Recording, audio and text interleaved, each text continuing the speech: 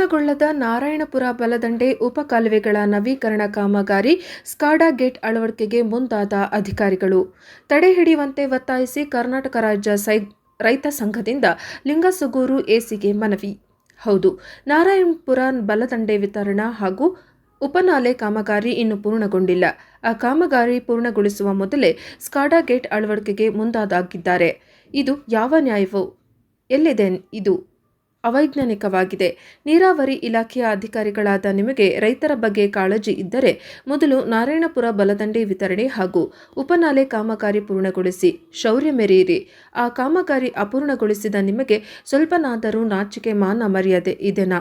ಇಲ್ಲ, ನೀವು ಆಡಿದ್ದೇ ಆಟ, ಕೈಗೊಂಡಿದ್ದೇ ಮಾರ್ಗ ಅನ್ನುವ ಧೋರಣೆಯನ್ನು ನಾವು ಸುತರಾಂ ಒಪ್ಪುವುದಿಲ್ಲ. ನಿಮ್ಮ ಅವೈಜ್ಞಾನಿಕ ಸ್ಕಾಡಾ ಗೇಟ್ ಅಳವಡಿಸಲು ಮುಂದಾಗಿರುವ ನಿಮ್ಮ ಕ್ರಮವನ್ನು ಖಂಡಿಸುತ್ತೇವೆ. ಮೊದಲ ಪ್ರಯತ್ನವಾಗಿ ನಾವು ಸಹಾಯಕ ಆಯುಕ್ತರಿಗೆ ಮನವಿ ಸಲ್ಲಿಸುತ್ತಿದ್ದೇವೆ.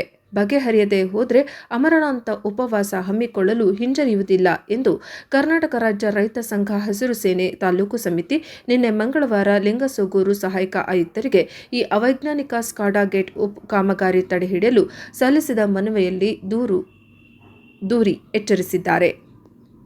ಸಹಾಯಕ ಆಯುಕ್ತರು ಮಧ್ಯಪ್ರವೇಶಿಸಿ ಬಗೆಹರಿಸಲು ವಿಫಲವಾದರೆ ಸಹಾಯಕ ಆಯುಕ್ತರ ಕಚೇರಿ ಮುಂದೆನೇ ಬಿಡಾರ ಹೂಡಿ ಧರಣಿ ಹಮ್ಮಿಕೊಳ್ಳಲಾಗುವುದು ಎಂದು ರೈತ ಸಂಘ ಎಚ್ಚರಿಸಿದೆ. ಸಹಾಯಕ ಆಯುಕ್ತರಿಗೆ ಮನವಿ ಸಲ್ಲಿಸುವ ಈ ಪ್ರತಿಭಟನಾ ಮೆರವಣಿಗೆಯ ನೇತೃತ್ವವನ್ನು ತಾಲೂಕು ಅಧ್ಯಕ್ಷ ದುರ್ಗಾ ಪ್ರಸಾದ್ ರೆಡ್ಡಿ ವಹಿಸಿದ್ದರು. ಅವರ ಜೊತೆಯಲ್ಲಿ ರೈತ ಸಂಘ ಹಸಿರು ಸೇನೆ ತಾಲೂಕು ಹಾಗೂ ಹೋಬಳಿ ಘಟಕದ ವಿವಿಧ ಪದಾಧಿಕಾರಿಗಳಾದ ಬಸಣ್ಣ ಕೋಟ, ಸದಾನಂದ, ಬಸವರಾಜ್, ಮಹಮ್ಮದ್ ಖಾಜಾ, ನಾಗಪ್ಪ, ಪುನೇತ್, ಲಾಲ್ ಸಾಬ್, ದುರ್ಗಪ್ಪ, ಹನುಮಂತಹಳ್ಳಿ, ಹೊಳೆಪ್ಪ, ಹನುಮಂತ, ರಾಮಣ್ಣ, ಅಮರೇಶ್, ಆದಪ್ಪ, ಹುಲಗಪ್ಪ, ರಂಗಪ್ಪ, ತಿಮ್ಮಣ್ಣ ನಾಯ್ಕ ಇದ್ದರು. ವರದಿ ಮಲ್ಲಿಕಾರ್ಜುನ ತುರ್ವಿಹಾಳ್, ಪ್ರಜಾಪವರ್ ಟಿವಿ, ಲಿಂಗಸುಗೂರು.